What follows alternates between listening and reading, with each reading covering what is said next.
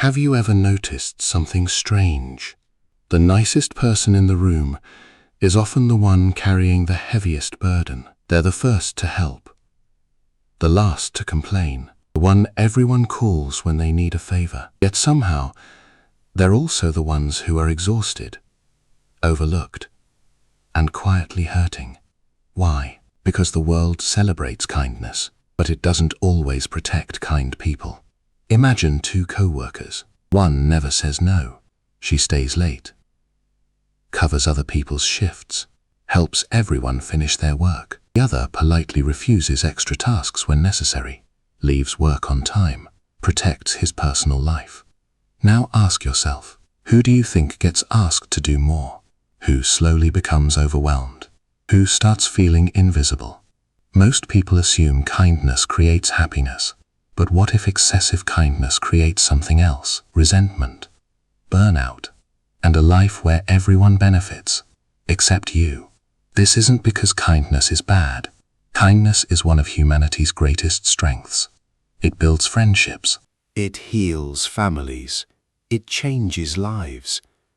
But kindness without boundaries becomes permission. Permission for others to take, to expect, to manipulate, and eventually to forget that you have needs too.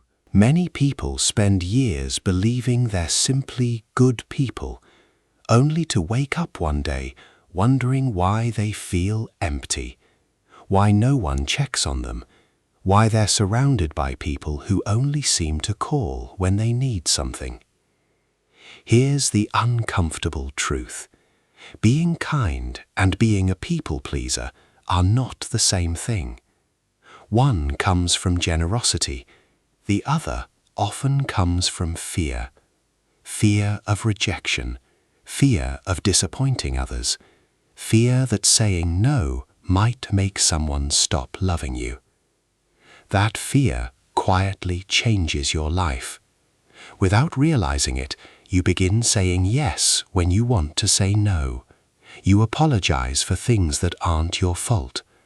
You sacrifice your time, your energy, your dreams, just to keep everyone else comfortable. At first, people praise you. You're so thoughtful. You're always there for everyone. You have such a big heart. But over time, those compliments slowly become expectations, and expectations become obligations, until one day, you no longer recognize the person staring back at you in the mirror. So here's the question this video will answer. Why do some of the kindest people end up suffering the most? What makes generous people easy targets for manipulation? How can you stay kind without becoming someone the world quietly takes advantage of? And most importantly, because kindness should never cost you your peace. And by the end of this story, you may never think about being too nice the same way again. No one is born believing their worth depends on making everyone else happy. That lesson is learned slowly, quietly, sometimes so early in life that we don't even remember when it began. Think about a little child. Every child wants the same thing: to be loved, to feel safe, to know they belong. Now imagine that child only receives praise when they're quiet, when they never argue, when they always obey, when they put everyone else's feelings before their own. Without realizing it, the child learns an invisible rule. If I make other people happy, they'll love me. That belief can follow someone for decades, even into adulthood. Psychologists call this people-pleasing behavior.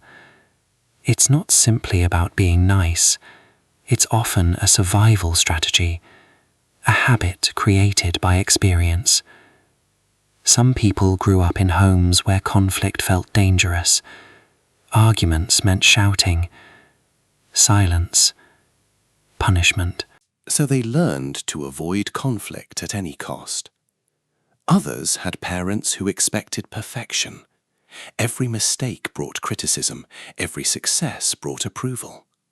Over time, they began chasing approval from everyone around them, not because they wanted attention, but because approval became proof that they mattered. Then there are those who experienced rejection. Maybe they were bullied at school, ignored by friends, abandoned by someone they trusted. Those experiences can leave invisible scars.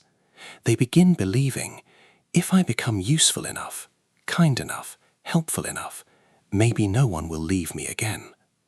The tragedy is, this strategy often works, at least in the beginning. People appreciate someone who always says yes. Friends invite them everywhere, co-workers rely on them, family members call them first. For a while, it feels like kindness is being rewarded. But something subtle is happening beneath the surface. People stop appreciating the gift and start expecting it. Imagine lending someone $20. They thank you. The next week, they ask again, then again. Eventually, they stop saying thank you, not because they're evil, but because the extraordinary has become ordinary. Human beings adapt surprisingly fast. What was once generosity becomes routine. This happens in relationships too. When you constantly sacrifice your own needs, people unconsciously begin believing your needs don't exist. Not because you told them, because your actions did. Every time you cancel your plans for someone else, every time you hide your feelings to keep the peace, every time you say, it's okay, when it really isn't, you teach people what you're willing to tolerate. The hardest part, most people don't even notice they're doing it. They believe they're simply being kind. But kindness should come from choice, not fear. Real kindness says, I want to help. People-pleasing says, I have to help, or I won't be accepted.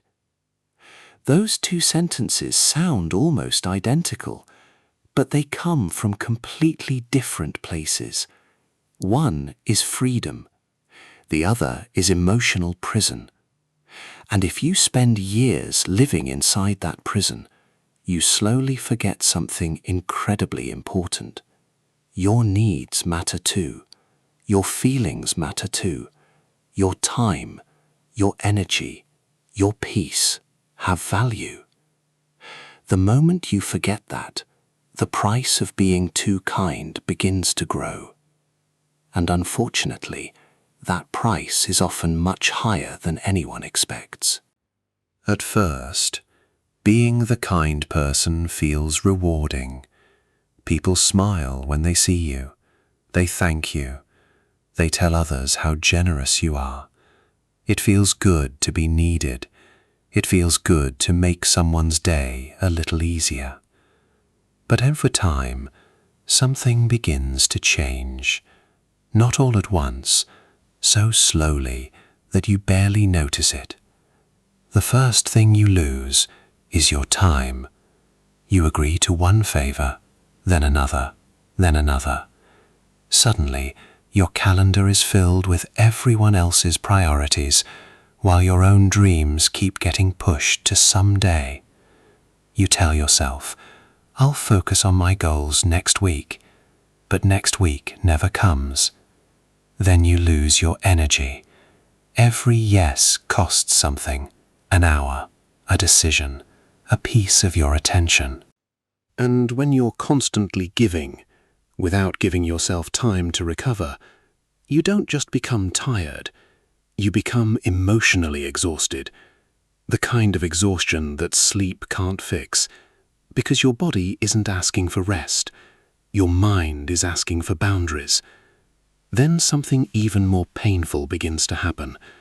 People stop respecting your limits, not because they're all selfish, because you've unintentionally taught them that your limits are flexible. Imagine someone who always answers the phone, no matter what time it is. Midnight, early morning, during dinner, during vacation.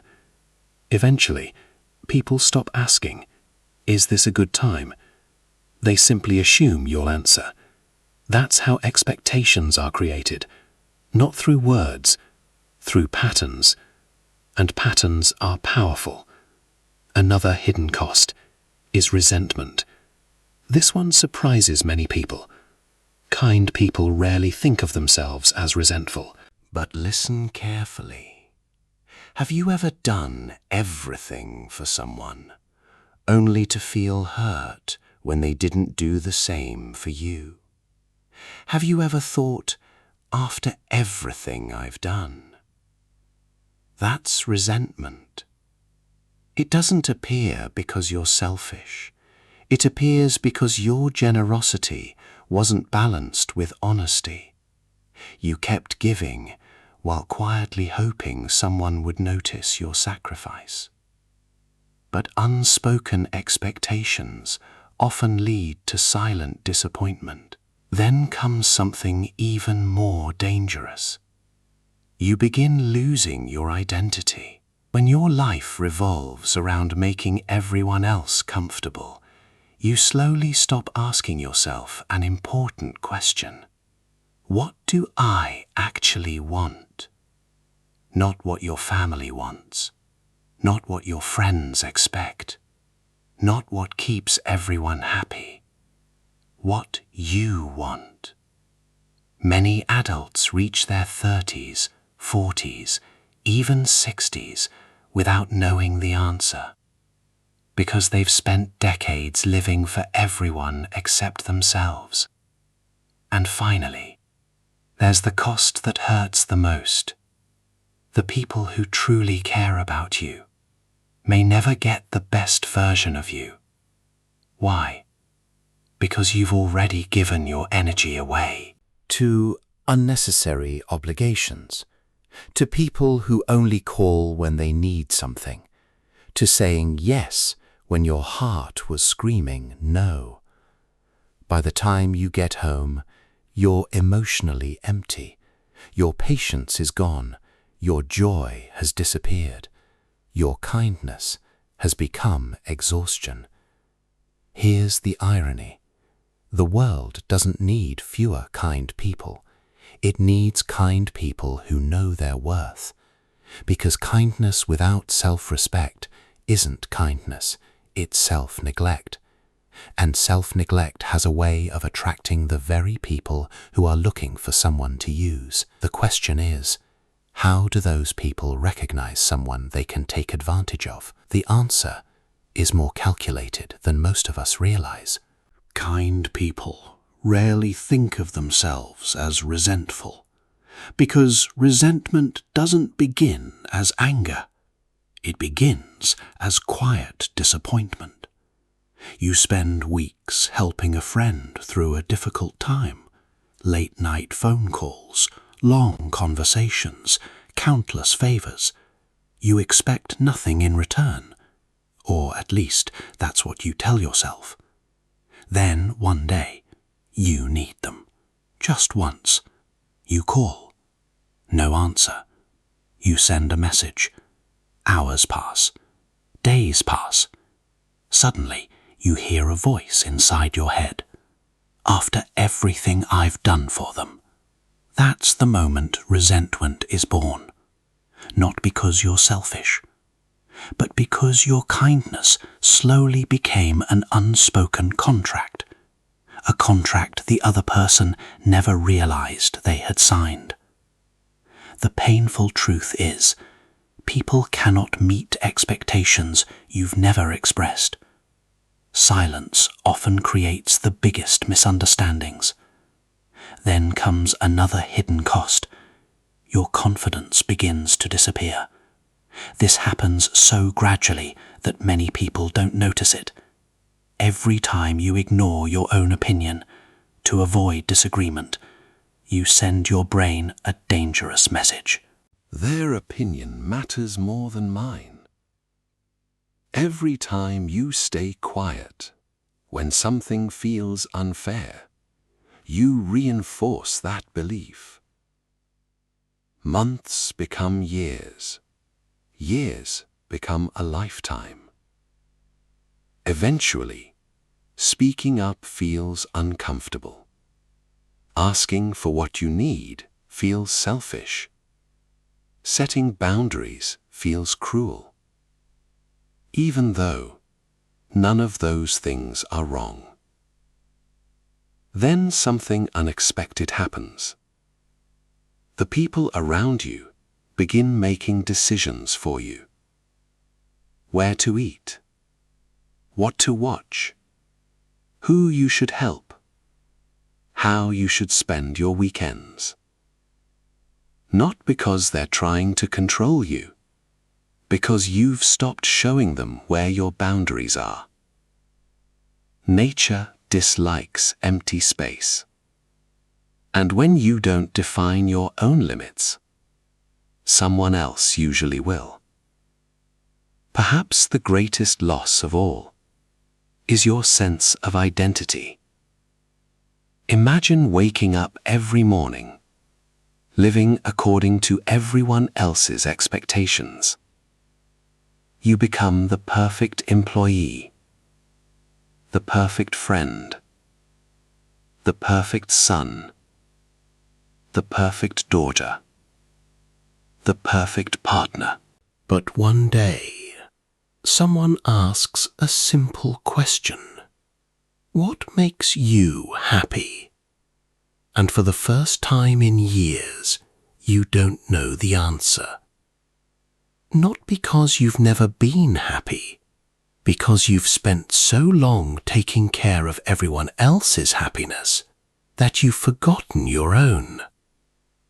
This is why so many people feel empty, even when everyone around them believes they're living a wonderful life.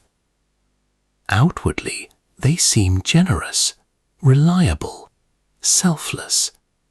Inwardly, they're exhausted, invisible, and quietly asking themselves, who takes care of the person who takes care of everyone else? That question has no easy answer, because the people who constantly give often become invisible, not intentionally, but predictably. And that's exactly why certain people are drawn to them. Not by accident, but by design.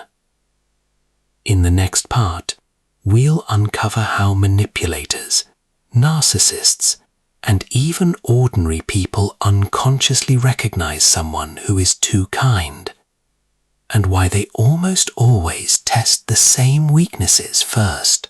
Have you ever wondered why the same kind person keeps attracting the wrong people? The selfish friend, the demanding boss, the emotionally draining partner, the family member who only calls when they need something. It almost feels like bad luck, but it isn't.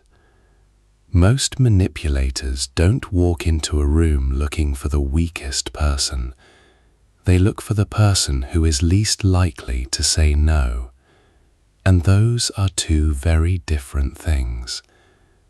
Being kind doesn't make you weak, but believing you must never disappoint anyone does. Manipulative people are experts at watching behavior. They don't need to ask who has weak boundaries. They simply observe. Who apologizes the most? Who immediately volunteers? Who smiles even when they're uncomfortable? Who changes their plans without complaint? Who says, it's fine, even when it's clearly not? Those small moments reveal far more than words ever could. Think of boundaries like the front door of your home. A healthy person keeps the door unlocked for trusted guests, but still expects them to knock. Someone without boundaries leaves the door wide open. At first, only polite people walk in, but eventually someone notices. Someone who doesn't ask permission. Someone who assumes everything inside belongs to them. That is exactly how emotional manipulation works. It rarely begins with something dramatic. It starts with a tiny request. Can you help me just this once? You say yes. A week later, another request. then another. Soon, what was once a favor becomes an expectation. Psychologists sometimes call this boundary testing. People unconsciously discover what you'll tolerate. And once they know, many will continue until you finally push back. Not everyone does this with bad intentions. Some people simply take the path of least resistance. If one co-worker always agrees to extra work, while another politely declines, guess who keeps getting asked? Not because they're more capable, because they're more available.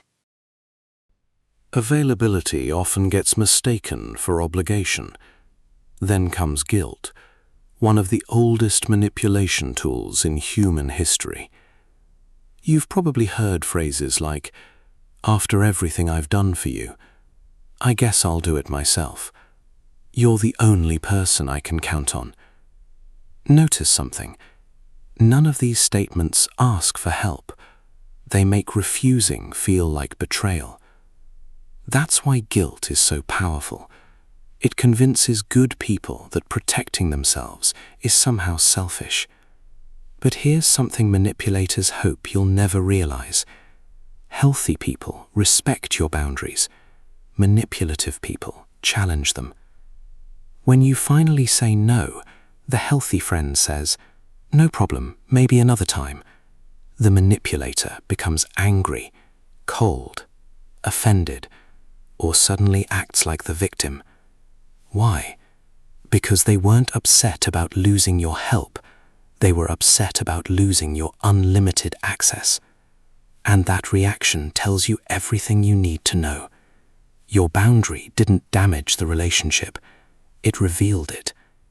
Sometimes, the people who disappear after you start respecting yourself were only there because you didn't.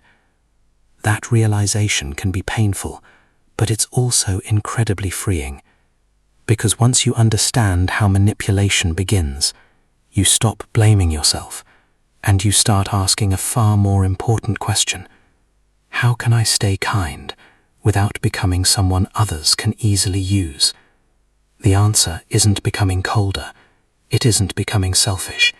It's something far more powerful. So, does this mean you should stop being kind? Should you trust no one, help no one, and build walls around your heart? Absolutely not. The world doesn't suffer because there are too many kind people. It suffers because too many kind people believe they must sacrifice themselves to prove their worth. There is a profound difference between kindness and self-sacrifice. Kindness is a choice. Self-sacrifice becomes a habit, and habits shape our lives. The strongest people are rarely the loudest. They're the ones who know exactly where generosity ends and self-respect begins. The first lesson is simple. Learn to say no, not with anger, not with guilt. Not with endless explanations, just calmly, respectfully, confidently. At first, it will feel uncomfortable. Your heart may race. You may worry that people will be disappointed. Some probably will. But disappointment is not the same as rejection, and someone else's disappointment is not your responsibility to carry forever. Remember, every time you say yes to something you don't truly want, you're saying no to something that matters to you. Your family, your health, your dreams, your peace of mind. The second lesson, stop apologizing for existing. Listen to how often people say, "I'm sorry to bother you," "Sorry for asking," "Sorry, but I have a question." Many of those apologies aren't necessary. You don't need to apologize for having needs. You don't need permission to take up space. Confidence isn't arrogance. It's simply believing your needs matter as much as everyone else's. The third lesson. Pay attention to people's reactions when you create boundaries. This may be the most revealing test you'll ever experience. When you begin protecting your time, your energy, and your peace, some people will respect you even more. Others will become frustrated, not because you've become unkind, but because you've become unavailable for exploitation. Those reactions are valuable information. Believe them. The fourth lesson: help because you choose to, not because you're afraid. Before saying yes, pause for just a moment. Ask yourself one simple question. If I knew this person wouldn't be upset with me, would I still say yes? If the answer is no, then your decision isn't coming from kindness, it's coming from fear. And fear should never be the author of your life. Imagine your kindness as a beautiful garden. A healthy garden has a fence, not to keep love out, but to protect what grows inside. Without that fence, anyone can walk in, trample the flowers, take what they want, and leave without looking back. The fence doesn't make the garden less beautiful, it allows it to survive. Your boundaries work the same way. They don't reduce your kindness, they protect it. Because a burned-out heart can't keep giving forever. A respected heart can. And maybe that's the lesson many of us were never taught. You don't have to earn love by exhausting yourself. You don't have to deserve respect by saying yes to everything. Your value has never depended on how much of yourself you're willing to give away. It has always existed, long before the favors, long before the sacrifices, long before the applause. So be kind. Smile freely. Help when you genuinely can. Forgive when it's wise. Love deeply. But never forget, the person who deserves your kindness every single day is also the one looking back at you in the mirror. Because the greatest act of kindness is refusing to abandon yourself. Thank you for watching.